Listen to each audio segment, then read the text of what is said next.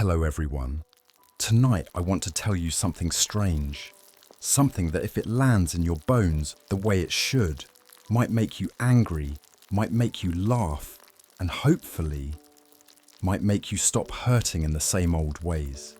Let me ask you, have you ever walked out of a conversation, a relationship, or a disaster, whispering to yourself, "Never again," but it did happen again and again, until it stopped feeling like bad luck and started feeling like you were the problem? But what if I told you that nothing and nobody has ever truly hurt you? They didn't have that kind of power. You handed it to them politely, even lovingly, like a gift. This isn't blame. This is a jailbreak. Because once you realize you can take that gift back, wrap it up, and never send it again, well, suddenly the world doesn't feel so dangerous. It just feels like background noise. In this story, we're going to unpack every moment of betrayal, silence, rejection, and shame gently, with a little satire, some sleepy wisdom, and a few things that absolutely aren't true but feel like they are. By the end of this, I want your heart a little quieter, your mind a little heavier, and your pain more like a faded rumor than a wound. So if you've ever whispered, "I'm tired of being hurt," come sit beside me. Leave your comment below. What's one thing that finally stopped hurting? Like this video if you've outgrown an old version of yourself. Subscribe for more quiet revolutions like this one. And now, breathe. Let's begin. Let's rewind. Not all the way back to childhood. No need to dust off that box labeled parental expectations just yet. Let's go to something simpler, like the day you texted someone, "Let me know when you're free," and they never did. It's funny, in a dark, romantic comedy kind of way. You weren't confessing your love or asking them to move in. It was 4 words, harmless. And yet those 4 words floated into the digital abyss, never to return, like you'd thrown a bottle into the ocean and received silence. It's the kind of silence that isn't quiet. It has a sound. It says, "You don't matter enough." Now let's pretend just for a second that your pain is a very punctual intern named Kevin. Kevin logs every heartbreak into an Excel spreadsheet. Kevin highlights them in color-coded categories: rejection, humiliation, guilt, and ambiguous ghostings. Kevin takes his job very seriously. The problem is, Kevin doesn't understand nuance. He treats "didn't answer your text" the same as "left you on your wedding day." So when that one unanswered message joins the data log, your nervous system flares up like it's DEFCON 1. Cue spiraling thoughts. Cue worthlessness. But here's a question no one ever taught you to ask. What if that moment wasn't proof you were unloved, but proof you still needed external permission to feel whole? Because honestly, it's not about the person who didn't text you back. It's about the moment you became addicted to their response. The moment their attention was mistaken for your oxygen. Here's the philosophy part. Pain doesn't come from what people do. It comes from the meaning you give it. That meaning is usually a story. And stories are just well-decorated lies we rehearse until they feel like truth. So let's take a break from seriousness. Let me tell you a story. There was once a man named Ellis who fell in love with a wind chime, a literal wind chime. He swore it whispered secrets to him when the breeze passed through. He waited by his porch every day, convinced the chime loved him back. And when the wind stopped for an entire season, Ellis thought the chime had lost interest. He cried. He wrote poetry. He accused it of emotional manipulation. People called him mad, but Ellis wasn't mad. He was just misinformed. You see, the chime never loved him. It just responded when something else whine moved through it. Now pause. Ask yourself, how many people have you mistaken for wind chimes? People who only made noise when something else stirred them. People who seemed radiant, but only when reflecting someone else's light. The truth is, you weren't hurt because of what they did. You were hurt because of what you thought it meant. You were injured because you believed it meant something about you, that you were unwanted, or too much, or not enough. Usually both paradoxically. But tonight, let's consider something else. Maybe where the hurt found you, it was a time when you were still learning the difference between being seen and being safe. Because being seen is intoxicating. It's applause, it's sparkle, it's dopamine disguised as love. But being safe is quieter. It doesn't always respond. It doesn't perform. It just stays. That, my friend, is why it confused you. You thought intensity was the sign of depth. But depth doesn't need fireworks. It only needs presence. So let's try an uncomfortable sentence together. Maybe the person who hurt me wasn't evil, just unready. You were open. And that is not a flaw. That's a former superpower. You're now learning how to use wisely. Some listeners might object here, but I was mistreated. I was gaslit, ghosted, and manipulated. Yes, and that pain is real, but pain and truth are not the same thing. Pain is a messenger. Truth is the message. You're allowed to outgrow the story the pain was first delivered in. You're allowed to say, that hurt me, and I no longer believe what it told me about myself.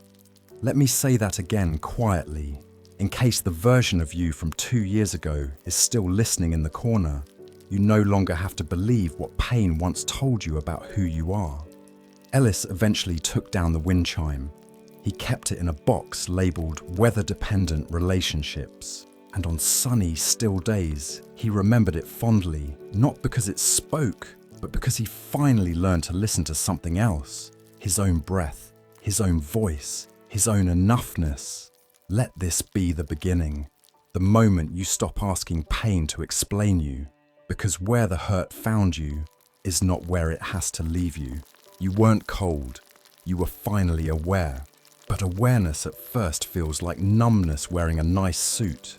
You begin to notice things like how your laughter sometimes sounds too loud in rooms that don't echo it back. Or how when someone interrupts you for the third time, you smile instead of finishing your sentence. This isn't weakness.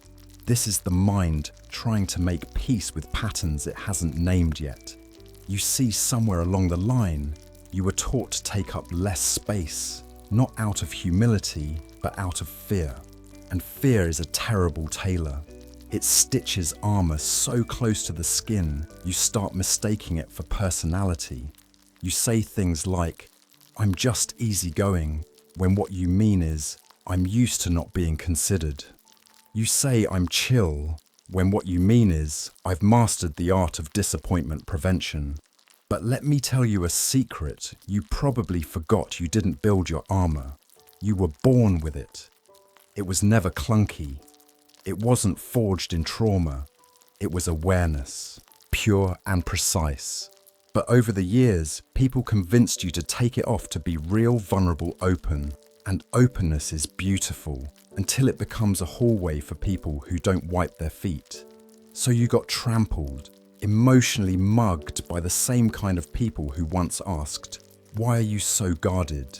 And the irony, they never stayed long enough to see what was inside the walls they wanted down. That's when it started, the forgetting. The thinking that protection equals dysfunction. That emotional boundaries make you difficult. That silence means you're withholding. Let me offer a counter theory. What if your silence was the sound of self-respect? What if the armor wasn't a trauma response, but a sign of finally choosing your own peace over public approval. There's a story completely made up, of course, about a woman named Ray, who lived in a glass house quite literally. Her parents built it, called it transparent living. Neighbours admired it. So brave, they'd say. So open. But Ray never liked it. She couldn't cry without someone watching, couldn't rest without someone narrating. So one night she bought blackout curtains, covered every wall. When people asked why, she said, "I got tired of being someone else's scenery." And that's exactly it. You were never meant to be watched. You were meant to be, quietly, completely, unapologetically. And if your peace offends someone, that's just proof it wasn't peace they wanted, it was access. So let's debate a sentence together. Withholding your energy is not selfish, it's strategic. Some people will hate that idea. They'll call you cold. But distance isn't cruelty. Sometimes it's clarity. And boundaries aren't barriers. They're invitations to treat you better or walk away. You're not closed off. You're curated. And that's wisdom, not a flaw. In Ray's story, when the curtains came down and the house finally felt like a home, she laughed not because she was hiding, but because she was finally alone on purpose. That's what the armor is for, not to push people out, but to keep your soul from leaking into hands that don't know how to hold it. So the next time someone accuses you of being distant, maybe just smile, maybe say nothing, or maybe whisper, "I'm not distant, I'm intact," because this armor you have, it was never a wall, it was a mirror. And the right people won't just see themselves in it, they'll see you and stay. Somewhere along the way, someone convinced you that love was a ledger, that kindness must be balanced, effort matched loyalty, returned with precision. And so you began collecting small moments, forgotten birthdays, slow replies, missed congratulations. You kept receipts, not out of spite, but out of hope, that one day they'd make it even, that one day they'd remember you the way you remembered them. But emotional debt is a tricky currency. You invest your time and energy expecting repayment, in presence, honesty, or just a simple thank you. And when it never comes, the silence feels like theft. But here's the strange thing. No one ever signed that contract but you. You wrote the terms. You issued the credit. And still you feel betrayed when others never agreed to the interest rate. There's an untrue story about a man named Milo who ran a cafe where everything was free on one condition: patrons had to repay it emotionally. Some cried at the register. Some promised future favors. Some just nodded and walked away. Milo wrote it all down. Who smiled? Who lingered? Who forgot? After a while, he stopped serving coffee, just sat at the counter fuming at a world that drank from his cup and never refilled it. One day, someone asked, "Why did you open a free cafe if you couldn't handle people leaving full?" That was the day Milo realized he hadn't opened a cafe, he'd opened a courtroom, and no one wants to be judged where they came to rest. So now let's ask the question that might make your chest tighten. What if no one owes you anything, not even the ones who hurt you? What if your freedom begins the moment you stop expecting others to balance the emotional checkbook? It's not apathy. It's clarity. It's not giving up. It's walking away from an imaginary debt collector that lives in your head. Some will hear this and say, "But if I stop expecting effort, aren't I just letting people get away with it?" No, you're just no longer giving your peace in exchange for their proof. When you stop tallying what others didn't give you, you begin to see what you gave yourself in their absence: patience, resilience, and sometimes even art. There's a kind of liberation in saying, "They don't owe me closure. I give it to myself," because closure isn't a door someone else shuts. It's a window you choose to open. In Milo's story, the cafe didn't close.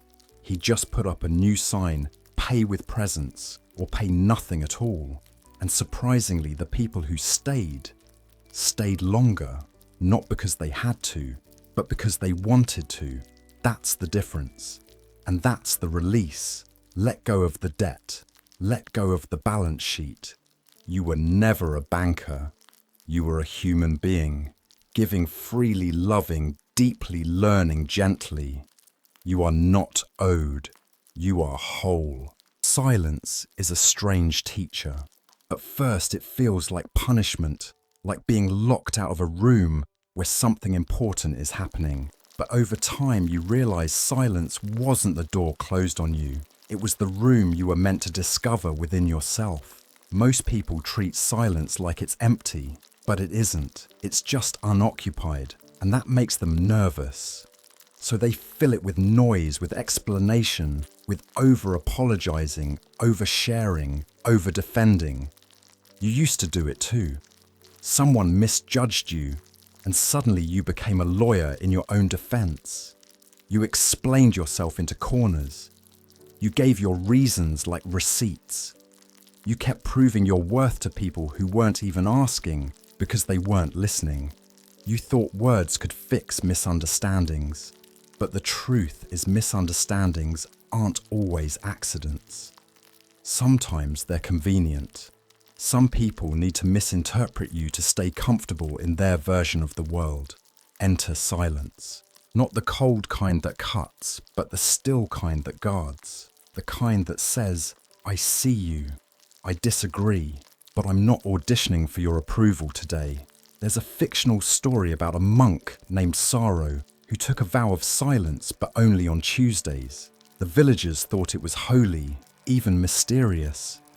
They came to him with problems, and when he didn't speak, they assumed he was wise. But one Tuesday, a child asked, "Why do you go quiet?" And Sorrow wrote on a piece of bark, "Because my words are most often wasted on Wednesdays." The crowd didn't understand, but the child laughed, because even children know sometimes the best answer is no answer. So let me offer you a bold suggestion. You don't have to reply just because someone demands it. Silence isn't surrender. It's selection. It's choosing what energy is worth your oxygen. Some will call you arrogant. Others will say you've changed. Let them. Silence isn't the absence of opinion. It's the presence of intention. When you stop performing, people panic. Because if you're not reacting, they can't control the narrative. And that's terrifying for anyone who was only ever comfortable with you as a mirror. So here's your quiet revolution. Learn to sit with your tongue behind your teeth when someone tries to bait you. Let them misunderstand you. Let them invent a version of you that suits their ego. Because real peace doesn't come from being understood. It comes from no longer needing to be. In Sorrow's story, on the last Tuesday of his life, he sat under a tree and said only one thing: I kept my silence. And it kept me. And that's what I want for you. A silence that doesn't scream, doesn't seethe, doesn't sulk. Just a silence that stands, calm, clean, unbothered. Because sometimes the loudest power in the room is the one that has nothing left to prove. At some point, without permission, people started building sandcastles in your head. They wandered in, tracked their muddy opinions across your inner floorboards, left graffiti in the form of backhanded compliments and unasked for advice. And the strangest part, you let them. You offered them swing slides, access to your insecurities, like they were free arcade tokens. Tell me who I am, you whispered, without words. And they did, loudly, carelessly, repeatedly. Some said you were too emotional. Others said you were too distant. Some applauded your strength as long as it didn't inconvenience them. And every opinion, every assumption, every random projection became a fence post in the playground you didn't remember building but felt responsible for maintaining. There's a made-up story about a man named Len who lived in a quiet little village, and had the unfortunate habit of never locking his door. "What's mine is yours," he'd say with a proud smile. And the villagers agreed. They borrowed his salt, his tools, his quiet. They took naps on his couch, argued in his kitchen, wept on his floor. When asked why he allowed it, Len would shrug. "I want to be open-hearted." But one day, after a neighbour crashed a birthday party, Len didn't want to host. He finally said, "Just because I have a home doesn't mean it's public property." And the villagers, accustomed to access, called him selfish, unfriendly. But Len didn't flinch. He just smiled and said, "A heart without a lock isn't love, it's exposure." Now pause. Ask yourself, who gave you the idea that you're not allowed to filter what enters your mind, that anyone with an opinion deserves airtime in your thoughts? You're not a talk show. You're not an open forum. Your mind is sacred space. Not everyone deserves a microphone there. Some people will hear this and argue, but shouldn't we stay open to feedback? Of course, but staying open isn't the same as staying available. You can be a listener without being a sponge. You can consider without collapsing. You can welcome without worship. You don't owe everyone your trust just because they showed up. In fact, the strongest minds are not the most open, they're the most discerning. They know when to listen and when to close the gates for cleaning. Because peace isn't just about silence, it's about curation. In Len's story, he didn't stop inviting people. He just started asking one small question first. Will this visit leave my mind more beautiful than before? And if the answer was no, he didn't slam the door. He simply didn't open it. You don't need to defend your boundaries. You only need to uphold them. Gently, quietly. Like a sign posted at the edge of a garden, "Please do not enter without reverence." Because your thoughts are not a public playground.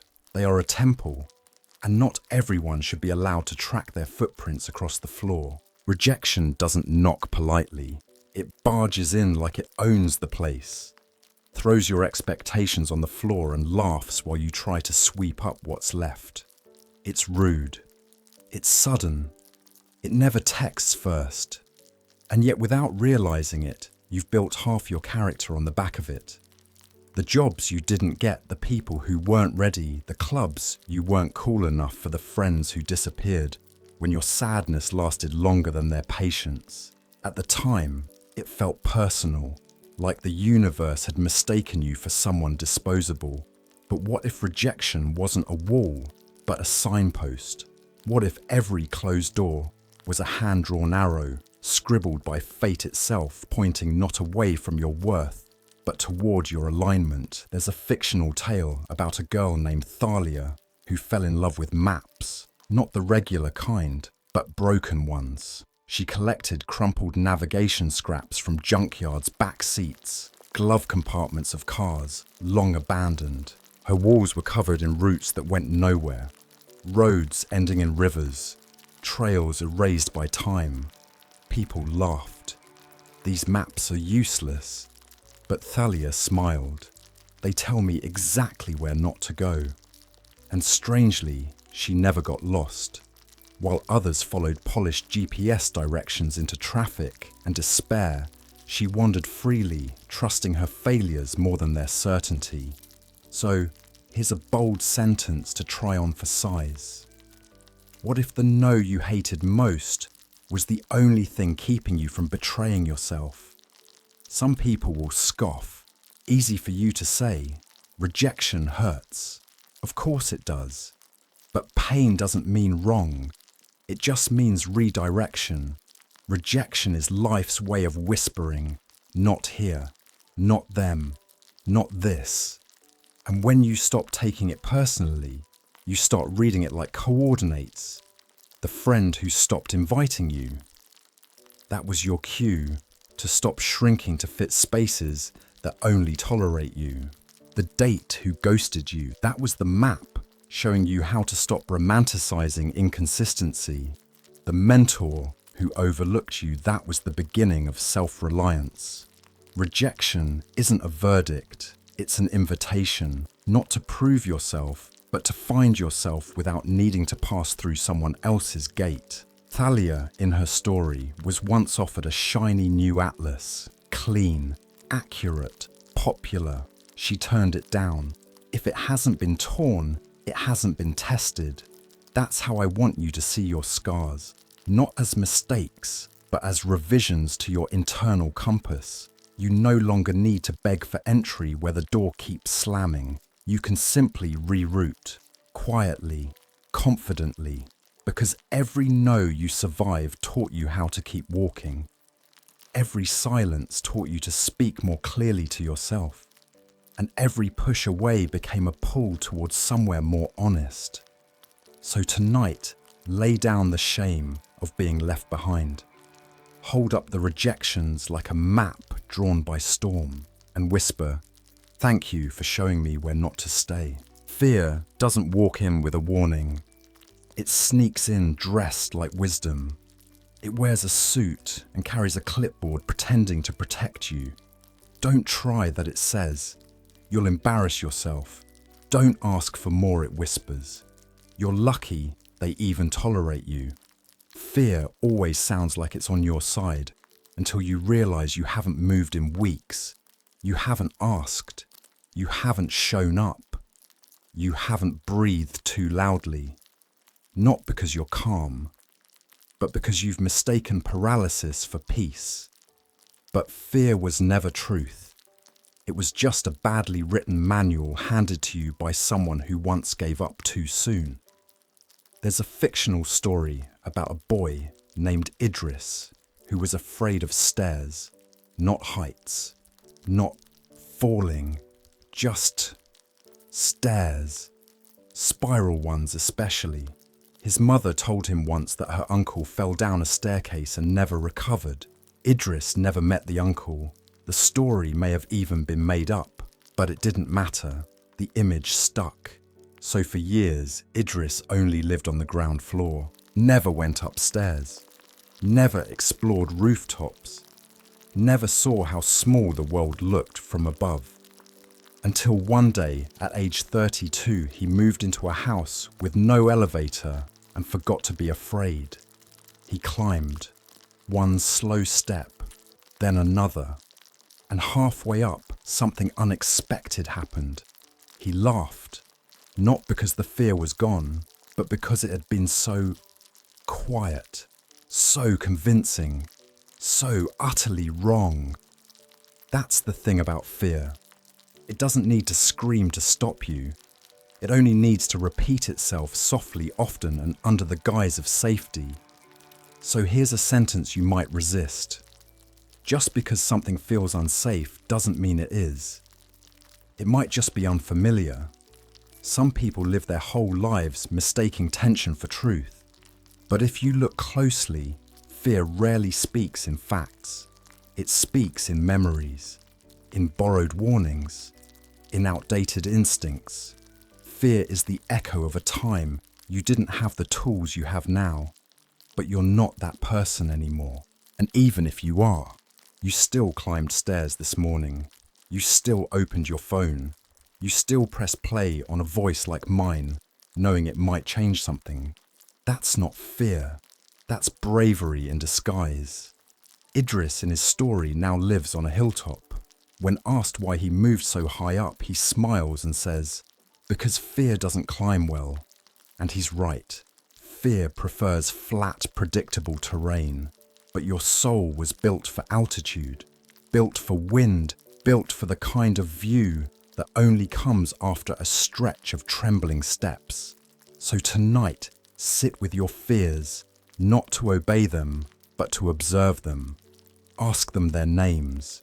Ask who taught them to speak like prophets, and then kindly excuse them from the driver's seat. You've got places to climb. And fear, while sometimes a decent teacher, is a terrible map. Feelings arrive like weather, unexpected, dramatic, and completely uninterested in your plans. One minute you're fine, The next, you're staring at your phone like it just insulted your soul. Someone says the wrong word. You spiral. The sky turns inside you. But here's what no one teaches you. You don't have to become the storm. You can be the one watching it roll in. You can say, sadness is back. It brought thunder this time. You can notice anger rising without climbing aboard it. You can let the jealousy rage through your veins without calling it your identity. Because emotions aren't instructions. They're notifications. You wouldn't get an email alert and immediately sell your house. So why do you let a passing feeling rebuild your entire sense of self? There's a fictional tale of a man named Emil who ran a weather station in the middle of a desert, except he didn't actually record real weather. He monitored people's moods. He had dials for disappointment, a thermometer for grief, a wind gauge for resentment. Every morning he wrote reports like, town consensus 64% lonely, 23% mildly hopeful, 13% eating feelings. He didn't try to fix anything. He just noticed. He paid attention. And over time, people began to feel seen, not because he changed their weather, but because he didn't shame them for it. So here's a sentence that might sting a little. You are not obligated to feel calm in order to be wise. You're only asked to notice the chaos instead of becoming it. Some will disagree, but emotions make us human, yes, and observation makes us conscious. Both are sacred, but only one lets you choose your next move. You can feel everything without acting on everything. You can have rage and still respond with grace. You can feel humiliated and still hold your head high. The power isn't in not feeling. The power is in not fusing. Emil in his story once had a particularly rough week, 90% guilt, 10% regret. But he kept showing up to the station logging the storms. Eventually the guilt passed, the sky cleared, and Emil didn't congratulate himself for healing. He just noted it. Clouds moved. I stayed. That's what I want for you. To stay, to breathe, to witness. Because when the storm inside you screams, the observer in you whispers, this will pass. And it does. It always does. Because the sky isn't broken when it rains, and you aren't broken when you feel. They say vulnerability is strength, that letting people in is how love grows, that to trust is to live fully. And yes, sometimes that's true, but sometimes it's just a nice slogan on a therapist's throw pillow, because not all openness is sacred. Sometimes it's just leakage. Sometimes what you call being real is just emotional trespassing dressed up as intimacy. You bleed your hopes onto the table and wonder why strangers keep walking off with your pieces. The truth is, not everyone deserves your softness. Not everyone earns the front row seat to your storms. And if you're always open, you're always exposed. That doesn't make you brave. That makes you accessible. And accessibility without discernment, that's exhaustion. There's a fictional story about a woman named Lani who installed a doorbell in her chest. Yes, a real tiny bell. She said it rang whenever someone wanted emotional access. She prided herself on always answering, morning, midnight, while crying, while working, even in the middle of arguments. I never want to be closed off, she'd say. Until the day the bell wouldn't stop. It rang and rang, friends, partners, co-workers, vague acquaintances, old flings who remembered her just in time to need her. And finally, on a random Tuesday afternoon, Lani opened the door to no one and screamed, "Not today, silence, peace, stillness." For the first time, she realized she didn't have to answer every knock. Especially the ones that only showed up when her boundaries were on vacation. Here's a sentence you might wrestle with. Maybe being less open isn't about building walls. It's about installing better doors. Some will say you've become cold. But let's be honest, most people only call you distant when you stop offering unlimited access to your warmth. They weren't there to nurture it, only to use it when it suited them. So now, instead of flinging your chest wide open every time someone smiles nicely, maybe you pause. Maybe you ask, are you here to witness me or to wear me? Because the cost of being endlessly open is paid in pieces of your peace. And at some point, you run out of change. Lani in her story didn't remove the bell. She just added a volume dial and a lock and a sign, appointments preferred, emergencies respected, access by invitation only. It wasn't a fortress. It was a filter. And suddenly the world didn't stop loving her. It just learned to knock with care. That's the shift. You don't need to hide. You just need to protect. Not out of fear, out of wisdom, because the version of you who bled for applause has retired. The new you, selective, quiet, whole. And when people ask, why don't you share like you used to? You'll smile gently and say, because I finally learned who's safe enough to hear me. Saying no isn't rude. It's preventative medicine. But most of us wait too long until the resentment boils, until the weight bends our spine, until our kindness starts sounding suspiciously like surrender. We say yes with a smile, but something in us wilts. A small quiet collapse. Why? Because we were taught that saying no means rejecting someone's need. But rarely are we taught this deeper truth every time you say yes to something that wounds you. You're saying no to the part of you that wants to stay intact. There's a fictional story though, it feels familiar, about a man named Jonah who ran a one-person moving service. People would call, not because he was the best, but because he never said no. Piano up 4 flights, sure. Couch at 2 a.m, no problem. Emotional baggage from a friend's 3rd breakup of the week, bring it on. Jonah never refused, not once.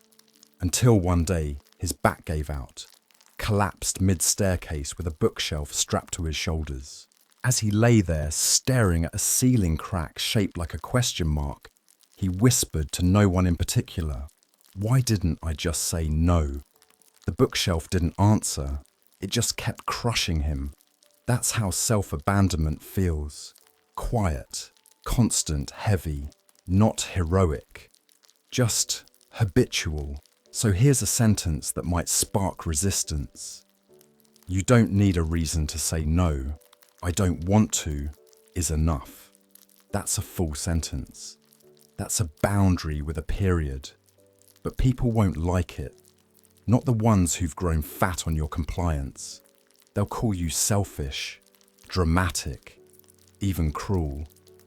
But remember, when they say, you've changed, what they often mean is you stopped giving me discounts on your dignity. The trick is learning to say no when the ask still seems small before it metastasizes into bitterness. Say no to the event you dread. Say no to the friend who only shows up to unload. Say no to being the therapist, the emergency contact, the backup plan. Say it early. Say it clean. Say it without apology, because your future self is watching and they will thank you. In Jonah's story, after recovering, he changed the name of his service. It was no longer always available. It became by agreement only. He lost a few customers, gained a spine, built a life with fewer fractures. That's what I want for you. A life built not on constant compromise, but careful consideration. Not out of fear of missing out, but trust that what's truly meant for you won't require you to break yourself to keep it. So the next time your body hesitates, your breath tightens, or your smile feels borrowed, that's your cue. Say no, not because you're difficult, but because you've finally learnt the difference between being helpful and being hollowed out. Peace used to be something you chased like a quiet room at the end of a long hallway, filled with people who kept moving your furniture and calling it help. You thought peace would come when they apologized, when they saw you, when they finally stopped. But they didn't. And peace didn't come. Not then, not that way. So you assumed peace was a reward, something you had to earn by being perfect, patient, pleasing. But here's the truth that found you only after everything else left. Peace doesn't arrive when the noise ends. It arrives when you no longer invite the noise in. There's a fictional story though. It's been lived 1,000 ways about a man named Vero who collected arguments like souvenirs, not because he liked conflict, but because he needed to feel something. Every disagreement became a proof of aliveness. He'd debate over anything politics, parking, pasta types. But 1 year after losing his voice to a temporary illness, he was forced into silence, couldn't explain, couldn't defend, couldn't correct, just watched. And what he saw changed him. Arguments that once felt urgent now looked like theatre. People fighting to be right about things that didn't matter by morning. He realised he hadn't been seeking truth. He'd been seeking identity. And when the silence made him invisible, he met himself. Here's a sentence that might stretch you. Peace isn't what happens when life gets easier. It's what emerges when you stop needing life to bend for your comfort. Some will hear that and resist. But injustice exists. We have to speak yes, but peace doesn't mean passivity. It means clarity. The kind of clarity that lets you choose your battles like sacred offerings, not impulsive leaks. It's knowing that your energy is currency and not every situation deserves your expense. Eventually, Vero regained his voice, but he didn't return to the noise. He spoke less, and when he did, people leaned in, because peace has a gravity to it, the kind that stills a room without raising a hand. That's what happens when peace stops being something you practice and becomes something you are. You start to walk slower, breathe deeper, smile for no reason. Not because you're oblivious, but because you've seen enough storms to know which ones are worth dancing in and which ones you simply let pass. You stop reacting to things that used to break you, not because you've hardened, but because you've softened inward, grown roots, let go of needing to be understood, or validated, or applauded. You become a mirror, still clear kind. And if someone throws a rock, the reflection shatters for a moment, then settles again. No scream, no echo, just water, returning. So if you've been waiting for peace like it's a package in the mail stop, it's already in the room, already in your breath, already in the decision not to respond to that message, not to pick up that call, not to let the chaos rent space in your nervous system, because peace, when it finally lives in you, doesn't mean the world is quiet. It means you are. And now, it's quiet. Not because the world has stopped asking, not because people have stopped disappointing, but because you have stopped offering your wounds for their approval. There comes a point, not loudly, not with a speech, not with fireworks, when something inside you gently closes a door. No click, no lock, just a shift. The kind you feel in your chest more than your mind. A soft knowing that nobody walks into your heart without washing their hands first. That your silence is no longer a retreat. It's a throne. You're not untouchable because you've built walls. You're untouchable because you've learned what not to carry. There's a fictional story, though, so it could have been true, about a woman named Celine, who once walked through life like a sponge, Every room she entered, she absorbed tension, expectation, sarcasm disguised as humor, silence disguised as punishment. She felt everything, too much, until one day her body couldn't tell which pain was hers, so she stopped, sat by a lake for what might have been a week or a year. And there, watching the ripples forget themselves, she whispered, "I release what was never mine." The wind didn't applaud. The water didn't rise. But her breath returned. That's what this moment is. A return. Not to who you were, but to who you've always been, beneath the noise, still grounded, untouched by the storm outside. So here's the sentence we end with, not as armor, but as lullaby. Nothing and nobody will hurt you again, not because they won't try, but because now you don't let them. Because now you know where your energy lives. Because now you don't open every door to prove you're kind. Because now you don't need to bleed to be seen. You've outgrown the version of you who thought love meant access. You've laid down the hope that someone else's clarity will deliver you peace. You've stopped mistaking pain for proof that you're alive. You are already alive, already whole, already home. So breathe. Let the wind move around you without moving through you. Let the opinions pass like clouds that no longer belong to your sky. Let the memories knock without opening. You owe nothing to the ones who didn't stay. And if the past tries to visit tonight, tell it kindly. There's nothing for you here. I've kept only the lesson. You can go now. You're safe. You're safe. You're safe. Sleep now. You began this journey with a question. How do I stop getting hurt? And somewhere along the quiet, you discovered it was never about controlling the world. Never about perfecting your words. Never about building thicker skin or better comebacks. It was about remembering your power, the kind that never needed to be loud. Each story was a mirror, each part a gentle unraveling of the lies you inherited, that you had to be available to be loved, that you had to be forgiving to be worthy, that you had to be soft even when the world was unkind. You met the intern named Kevin. You visited the wind chime. You laughed with the man who tracked weather moods and stood beside Celine as she let the pain go like water. And in doing so, you began to soften not into weakness, but into the kind of strength that doesn't seek applause. A strength that says, I can hear you, but I don't need to carry you. I can feel this, but I don't need to become it. I can love without abandoning myself. Peace is not the end of noise. It's what you build inside when the noise no longer owns you.